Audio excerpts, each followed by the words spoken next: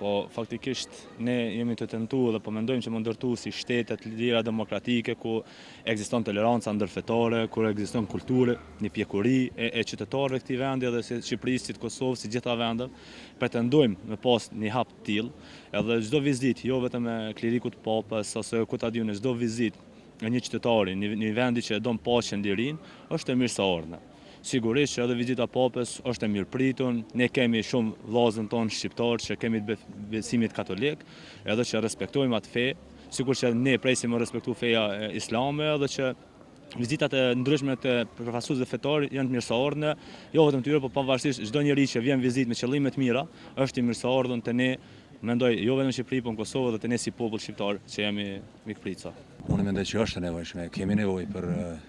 miq, për përkraje, besoj që papa është një figurë shumë e rëndësishme për botën perëndimore dhe për krejt botën, besoj që edhe për ne. Kështu që besoj që mirë është bërë që është organizuar edhe papa vjen nesër, pa marrë parasysh që është, domethënë, presi katolike. Vizita papës në Shqipëri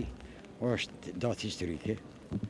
po mirë është që për shqiptarë nuk ka kurfar date, kurfar vendimi se secili e po më i mesur se shoqi.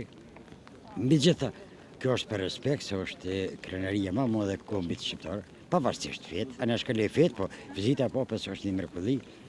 që i bëhet Shqipërisë. Faktikisht në çat kuadër bojmë pjesë edhe ne, po mirë është na pak